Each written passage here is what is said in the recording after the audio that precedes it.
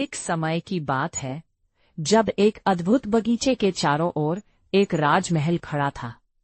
उस बगीचे का हर कोना, हर फूल और हर पेड़ अपनी अलग कहानी सुनाता था।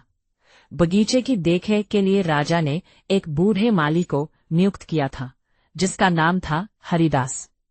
हरिदास का चेहरा धूप में तपकर काला हो गया था, लेकिन उसकी आंखों में एक अद्भुत चमक थी, जो उसकी आंतरिक शांति का प्रतीक थी। वो हमेशा तू ही निरंकार का सिमरन करता रहता था, जैसे उसकी प्रार्थना बगीचे के हर एक पौधे को जीवन देती हो। एक दिन राज्य में भयंकर सूखा पड़ा। गर्म हवाएं जैसे शेर की दहाड़ बन गईं और तालाब सूख गए। राजा की चिंता बढ़ती गई, क्योंकि वो अपने प्रिय बगीचे के लिए बहुत प्यार करता था। उसने बगीचे में कदम रखा और देखा कि हरिदास एक पुरानी नीम के नीचे बैठा था। उसकी आंखें बंद थीं और वो अपने प्रिय सिमरन में मग्न था। राजा का मन जलता गया। ओ माली, तुझे दिखाई नहीं देता कि पूरा बगीचा सूख रहा है? तू पानी देने के बजाय हाथ पर हाथ धरे बैठा है। राजा की आवाज में गुस्सा था।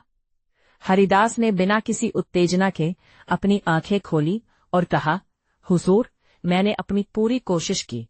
जितना पानी कुएं में था सब डाल दिया। अब कुआं भी सूख गया है। अब ये बगीचा मेरा नहीं, उस निरंकार का है। मैंने अपनी सेवा कर दी, अब संभालना उसका काम है। राजा ने उसकी बातों पर विश्वास नहीं किया, लेकिन तभी आसमान में काले बादल घेरने लगे। जैसे ही बारिश की पहली बूंद गिरी, राजा के चेहरे पर आश्चर्य का एक नया रंग आया। फिर जैसे जैसे बारिश तेज हुई, बगीचा फिर से जीवित हो उठा। फूलों ने अपने रंग वापस पा लिए और पेड़ फिर से हरे हो गए। राजा ने देखा कि हरिदास की भक्ति और विश्वास ने बगीचे को फिर से जीवित कर दिया था। इस अनुभव ने राजा को सिखाया कि इंसान का काम सिर्फ कर्म सेवा करना है। फल की चिंता और परिणाम उस मालिक निरंकार पर छोड़ देना चाहिए।